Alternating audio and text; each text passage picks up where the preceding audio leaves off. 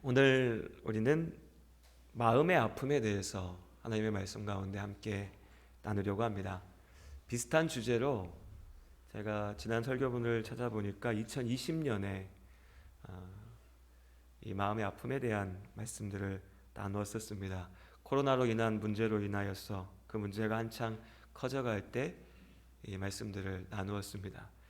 그때만 해도 코로나가 시작되고 본격화된 지 한 6개월 정도 됐을 때 제가 그때 설교문을 이렇게 다시 쭉 돌아보니까 이렇게 말씀드렸더라고요. 코로나가 이렇게 길어지고 있지만 이 속에서도 우리가 힘을 내야 됩니다 라고요. 그때만 해도 2022년에도 계속 이렇게 마스크를 쓰고 있을 줄은 몰랐습니다. 이제는 좀 자유로워질 줄 알았는데 여전히 우리는 마스크를 쓰고 있죠. 한편에서는 이제는 막바지에 이르는 것 같다라고 하는 희망을 갖기도 하지만 또 여전히 날마다 늘어나는 확진자 숫자를 보면 마음이 무겁기도 합니다. 자, 이 정도 되고 나니까요. 이것저것 따지기 전에 그냥 모든 사람들의 몸이 지친 것 같습니다. 지쳐 있는 우리들, 그 속에서 모두가 힘들어하고 있습니다. 그런데 또 생각해 보면 꼭 코로나뿐이겠습니까? 사람이 힘들고 지친다는 것, 인생을 살아가면서 언제나 항상 부딪히는 일들이죠. 코로나처럼 갑작스럽게 생겨난 인생의 어려움들이 있을 수도 있습니다. 내 육신의 질병이, 몸의 아픔이 있을 수도 있죠. 내가 하는 일들 가운데 내 뜻대로 풀리지 않고 내 뜻대로 되지 않은 상황 속에서 내 마음이 무너질 때도 있습니다. 여러 가지 상황 속에서 우리는 두려움과 우울함, 답답함과 마음의 괴로움 가운데 빠집니다. 당장 예상하지 못했던 일들이 닥쳐왔을 때 생겨나는 이런 문제들도 당연히 크고 어렵지만 이건 못지않게 우리를 힘들게 하는 게 뭐냐면 애써 잊고 애써 무시하며 시간으로 덮여놓으면 언젠가는 사라지겠지라고 생각하고 내 마음 깊은 곳에 감춰놨던 문제가 그렇게 긴 시간의 결과가 언제 그랬냐는 듯이 골마서 터져서 다시 나오게 될 때 우리는 아파합니다. 그렇게 때로 내 몸에 뼈가 부러지고 살이 찢기는 것보다 더 큰 아픔, 마음이 무너지고 찢어지고 괴로운 아픔 가운데 우리는 살아가고 있습니다. 우리가 이 마음의 아픔을 온전히 다스리기 위해서 기억해야 될 것은 무엇보다도 이 마음의 아픔은 환경의 문제나 심리적인 문제를 넘어서 영적인 문제라고 하는 것입니다.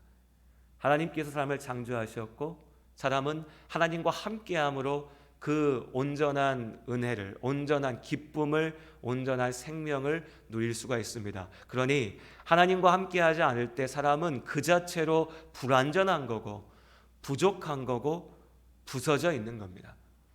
계속해서 무언가를 갈망하고 갈급하고 목말라 하는 거죠. 바로 하나님 안에 있는 그 참된 생명을 우리가 갈급해야 합니다.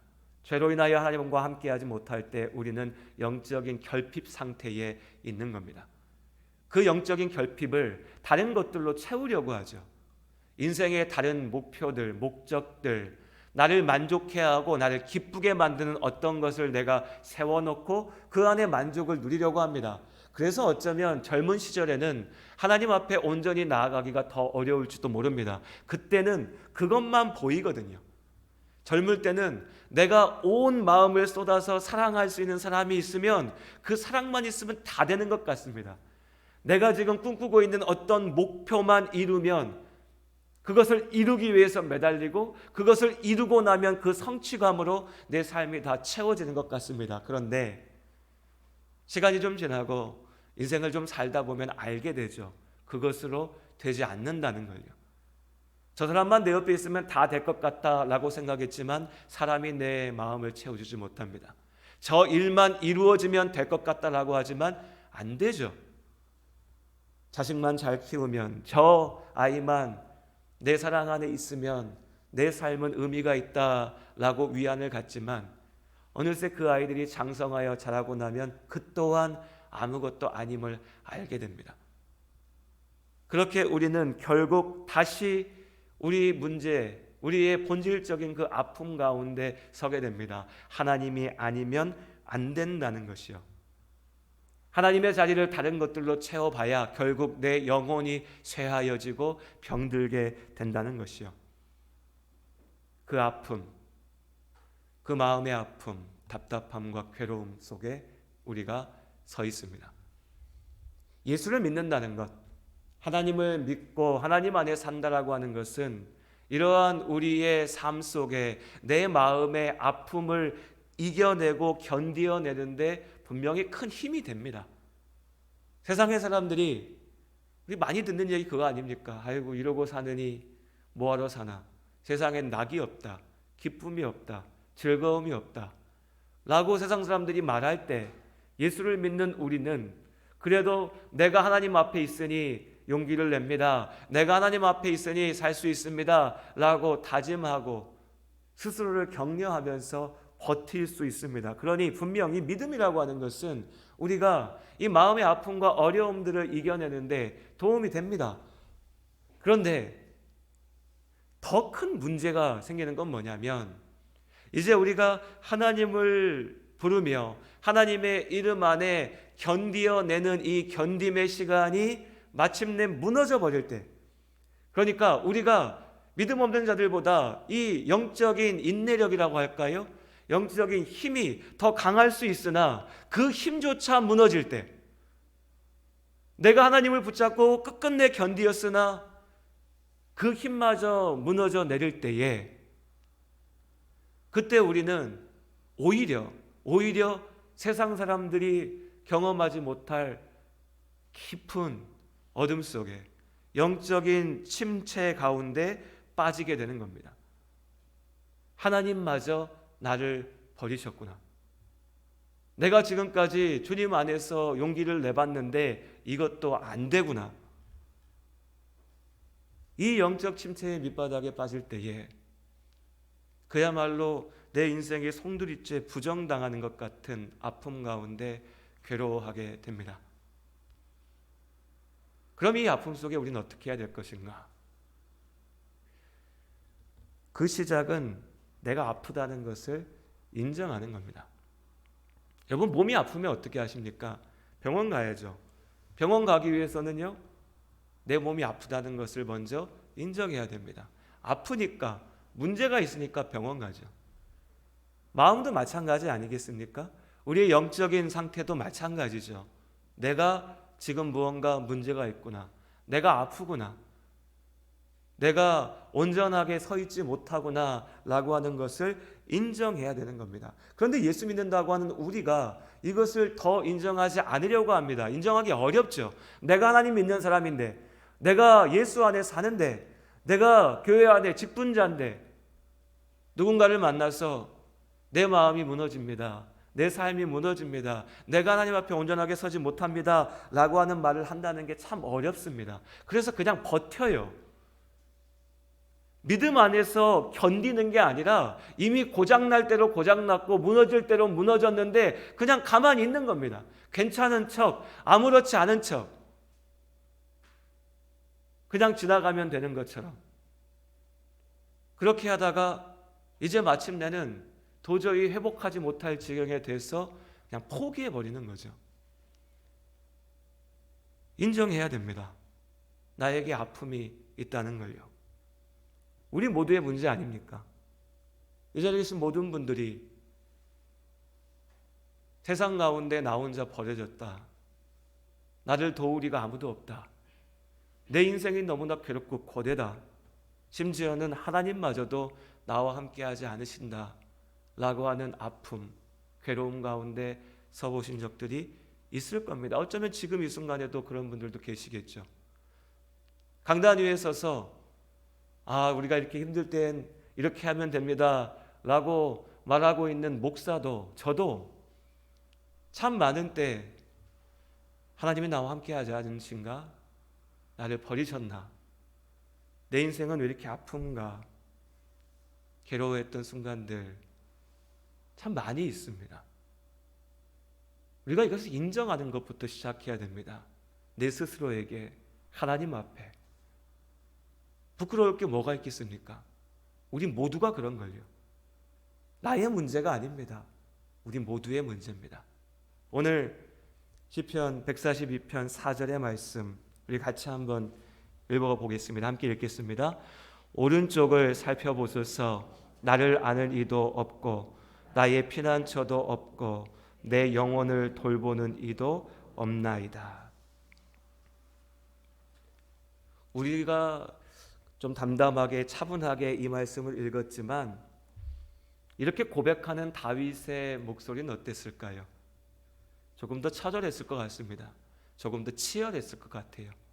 애통했을 것 같습니다. 하나님, 내가 사방을 둘러봐도 내 마음 알아주는 이가 없고 나를 위로해 주는 이가 없고 내가 피할 곳도 없고 내가 쉴 곳도 없고 내 자리가 도무지 없습니다. 나는 어디로 가야 합니까? 그리고 이 절망의 외침 속에서는요, 하나님도 날 버리신 거 아닙니까? 라고 하는 한탄이, 탄식이 함께 담겨 있습니다. 다윗뿐만이 아니죠. 아합과 이세벨의 악행에 괴로워하던 선지자 엘리야가 쫓겨서 도망치던 중에 그렇게 고백합니다. 하나님, 내가 죽고 싶습니다. 하나님, 이제 내가 할 만큼 했고 살 만큼 살았으니 이제 나를 데려가십시오. 엘리야의 말입니다.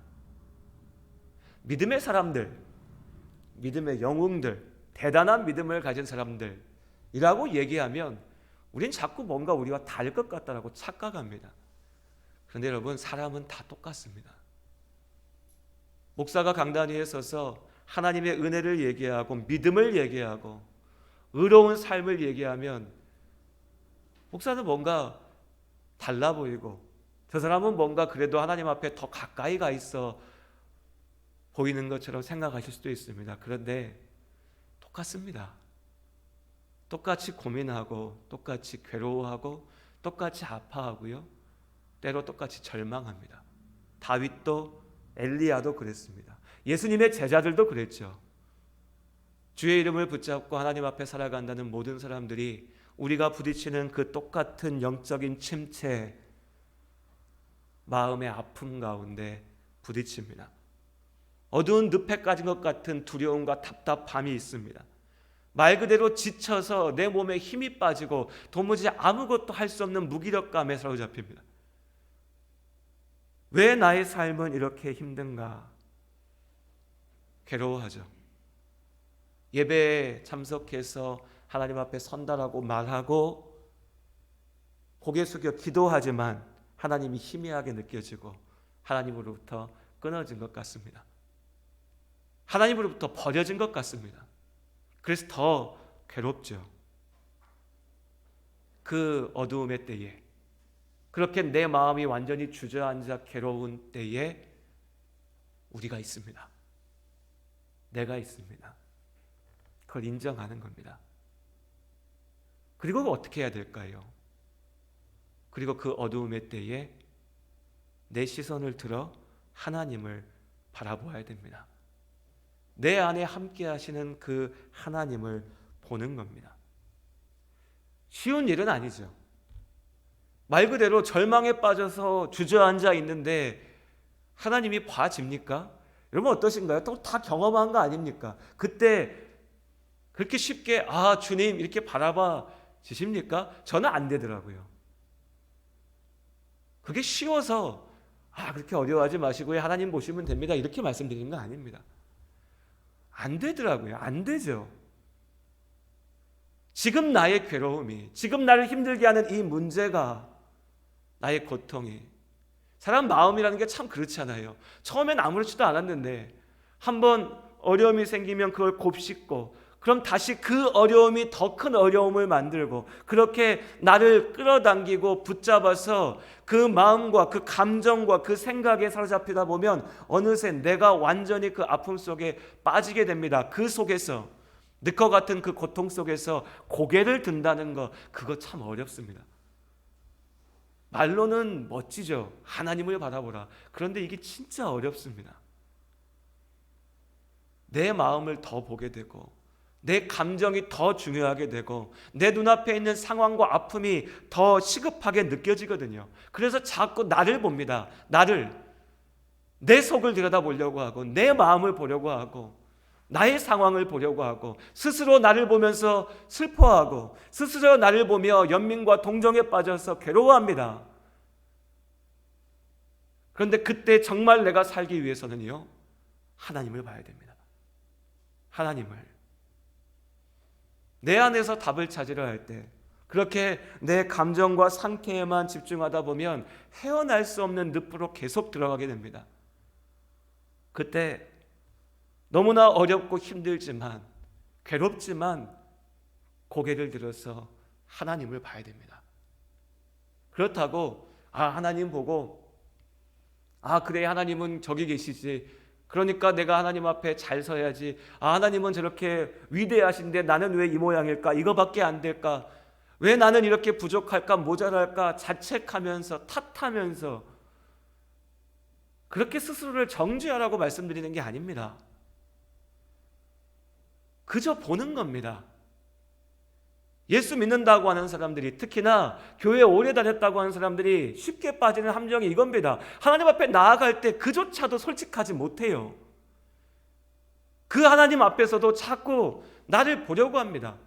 그런데 여러분, 인생 살면서 정말 내가 너무나 괴롭고 지치고 힘들어서 아플 때, 그래서 나를 사랑해 주는 내 부모 앞에, 내 아버지 앞에 나아갈 때, 그때 내 옷 매무새가 어떻게 됐는가, 내가 지금 멋진 옷 입고 있는가, 내 머리가 어떠지, 내 피부가 좀 어떤가, 내 아버지가 나를 볼 때 너 잘 살고 있구나 이렇게 좀 봐주시길 원하는 마음으로 나갑니까?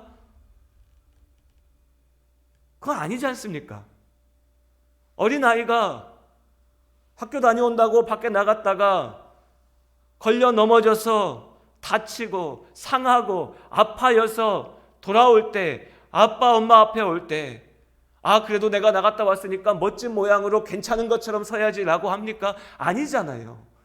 둘 중 하나죠. 그 아이가 그 아빠를, 그 엄마를 사랑하지 않든지, 아니면 진짜 아프지 않은 거죠. 참을만 한 거죠. 그러니까 그렇게 버티는 거죠.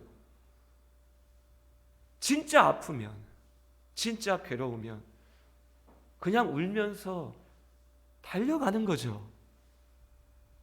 그냥 갑니다. 지금 내 꼴이 어떻든지 간에. 아니요, 지금 내 꼴이 그러니까, 그거밖에 안 되니까, 그래서 아버지 앞에 나아가는 거죠. 내 모습 그대로, 있는 모습 그대로 하나님 앞에 섭니다.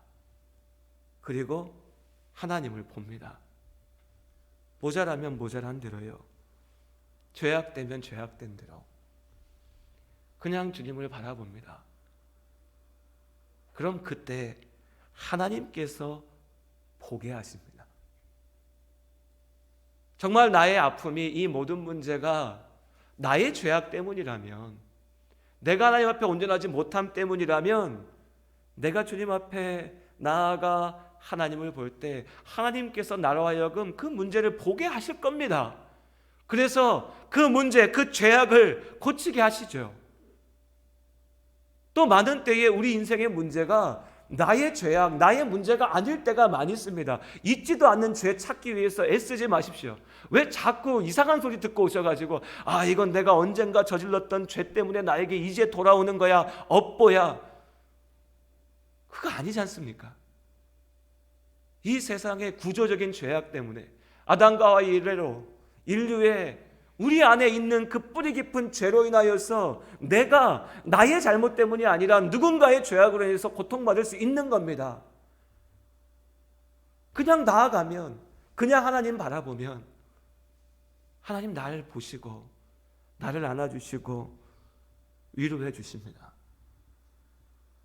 나와 함께 하십니다.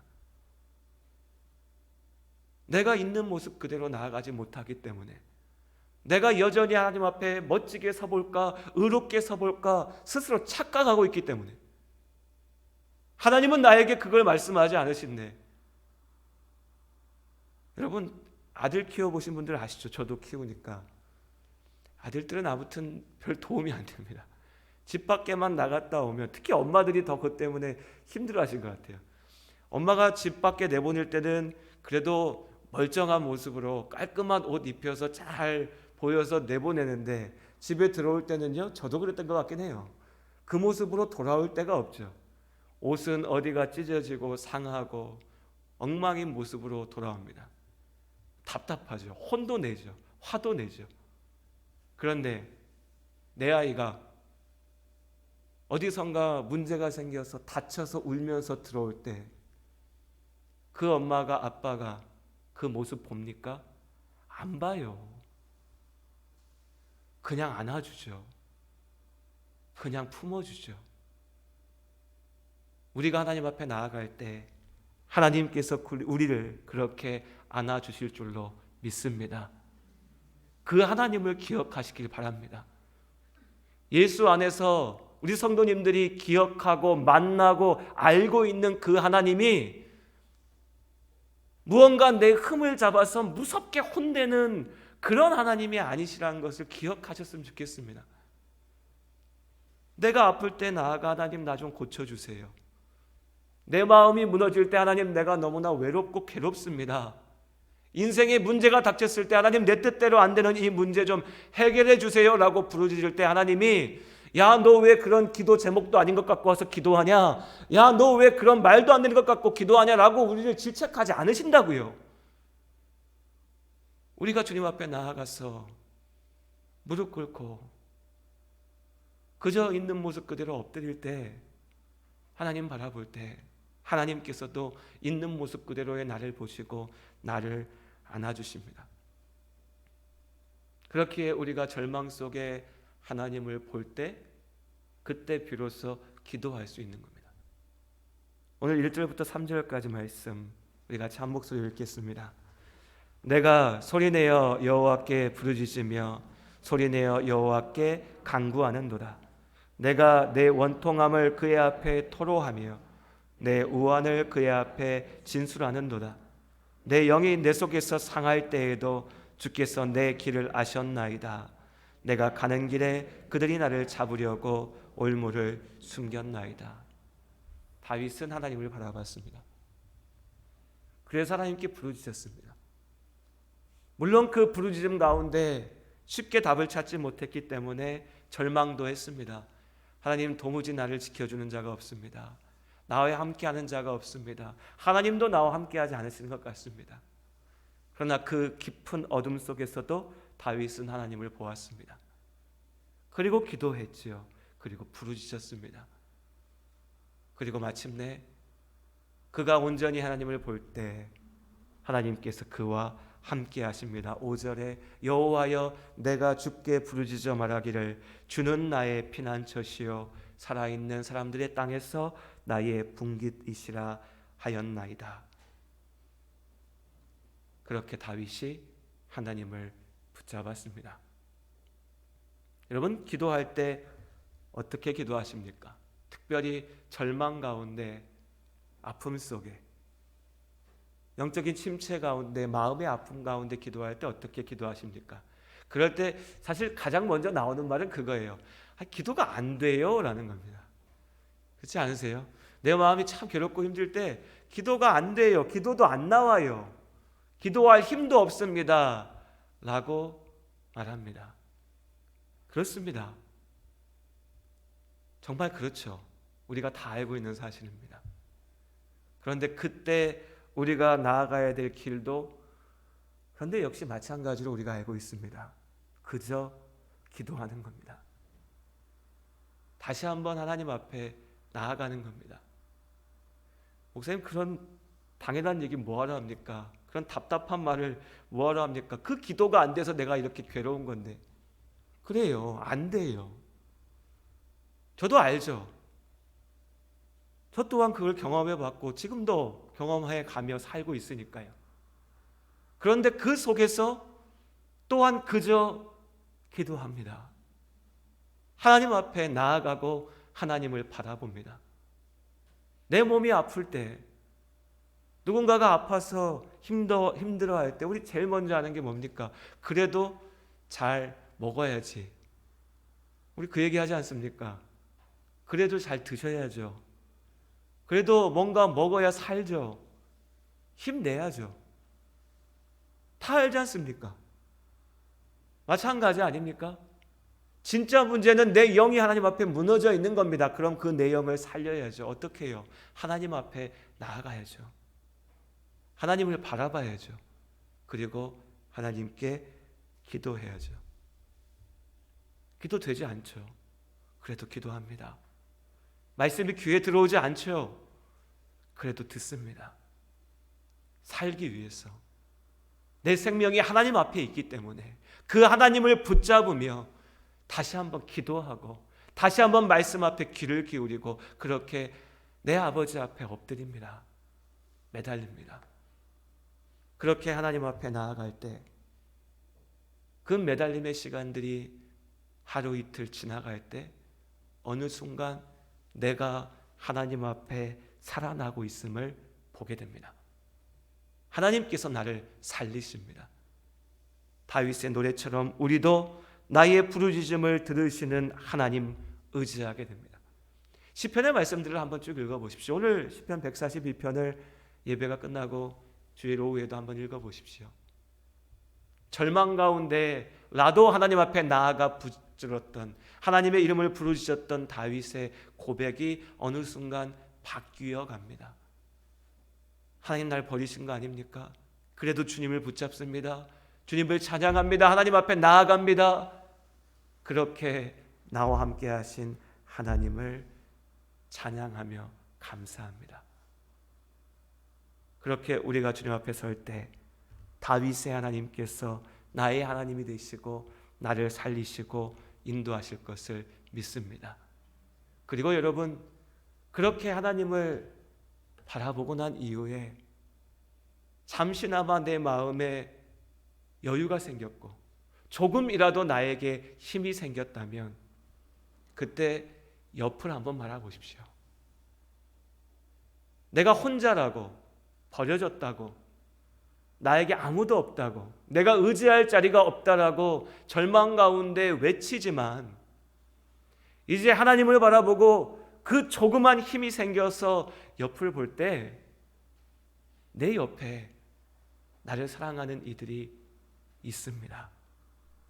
다윗은 나 혼자 버려졌다라고 외쳤지만 아둘람 동굴 가운데 다윗의 곁을 지켰던 믿음의 용사들이 함께 있었습니다. 엘리야가 나만 혼자 버려졌다고, 나만 혼자 괴로워하다 죽게 생겼다라고 부르짖을 때 하나님께서는 내가 너와 함께할 7,000명의 사람들을 준비하였다라고 하나님께서 말씀하셨습니다. 우리가 있습니다. 함께 있습니다. 목사라고 뭘 얼마나 알겠습니까? 교회 와서 우리 성도님들을 바라보면 그냥 다들 한 주간 행복하게 잘 사신 것 같아요. 이번 한 주간, 지난 한 주간 행복하게 잘 사셨습니까? 대답을 안 하신 거 보면 다들 괴로우셨습니까? 그냥 어떨 때 보면 다 편안하게 잘 사신 것 같고 또 어떨 때는 이유는 알 수 없는데 힘들어 보이시는 분들이 보일 때도 있습니다. 그렇다고 제가 내가 저렇게 봤으니까 저분은 뭔가 엄청 힘드실 거야 라고 생각 안 나는 건 아닙니다. 그냥 그날 하룻밤 잠을 좀 설쳐서 피곤하실 수도 있는 거고 제가 잘못 봤을 수도 있고 그렇겠죠. 다만 그렇게 힘들어 보이는 분들, 어려워 보이시는 분들이 계실 때 잠시라도 기도합니다. 하나님, 저 성도님들의 삶 가운데 함께 하심을 믿습니다 라고요. 우리 성도님들도 목사가 앞에 서 있을 때 우리 목사님 어제 뭐 했길래 저렇게 피곤해 보이고 힘이 없어 보이나 라고 생각 드시면 탓하지만 마시고 기도해 주시기 바랍니다. 또 대답 안 해주십니까? 기도해 주시기 바랍니다. 그리고 목사만 기도하고 목사 위해서만 기도하는 게 아니라 함께하는 우리가 서로를 위해서 기도할 수 있었으면 좋겠습니다. 그냥 교회 와서 이렇게 성도님들 볼 때 오늘도 저분 있네, 오늘 저분도 와서 같이 예배 드리는데 여기서 끝나는 것이 아니라 나와 함께 이 자리에 있는 저 한 사람 한 사람의 삶도 어쩌면 나처럼 힘들고 괴롭고 아픈 순간이 있을 텐데 그때 하나님 함께하여 주십시오 라고 기도할 때 우리의 그 기도가 쌓여져서 절망의 밑바닥에서 정말 고개를 들어서 하나님을 바라볼 힘도 없는 그 한 영혼에게 하나님을 바라볼 수 있는 힘이 될 것을 믿습니다.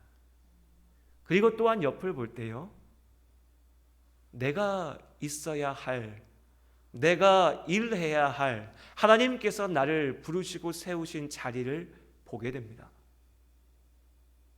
내 삶의 의미와 목적이 무엇인지 알게 되죠. 나의 괴로움에만 사로잡혀 있을 때는 내 삶이 도대체 무슨 의미가 있을까? 내 삶에 도대체 무슨 가치가 있을까 생각하게 됩니다. 그러나 이제 내가 고개를 들어 주를 보고 이제 하나님 안에 힘을 얻어 옆을 볼 때 하나님께서 나를 사용하고자 하시는 자리들이 보입니다. 내가 누군가의 기도가 필요했던 것처럼 나의 기도를 필요로 하는 사람이 보입니다. 내가 함께할 사람이 없다 주님께 부르짖었던 것처럼 지금 나를 필요로 하는, 내가 곁에 있어줘야 할 사람이 비로소 보입니다. 그리고 그 자리를 지키기 위해서 다시 나아가는 거죠. 그렇게 우리가 하나님 앞에 우리의 삶을 다시 세웁니다. 우리의 삶이 결코 쉽지가 않습니다. 어쩌면 이 순간에도 힘든 분들도 계실 거고, 또 사실 더 많은 분들은 오늘 주일 오실 때는 오늘도 주일이네, 그래 가서 예배 드려야지 하고 하는 평안한 마음으로 오셨지만, 그러나 당장 오늘 예배 후라도 혹은 한 주간의 삶을 살아가시는 동안에도 내가 생각하지 못한 어려움과 아픔이, 내 마음이 무너지는 순간이 찾아올 수 있습니다. 그때 그 어려움 속에 주님을 바라보는 우리가 될 수 있기를 원합니다. 나를 사랑하시는 하나님을 기억하시기 바랍니다. 그 하나님을 놓지 않을 때 우리 삶은 어떤 상황에서라도 소망이 있습니다. 그렇게 주님과 동행하며 하나님 앞에 나아가는 복된 삶, 위로의 시간들 되시기를 주님의 이름으로 축복합니다. 기도하시겠습니다. 하나님,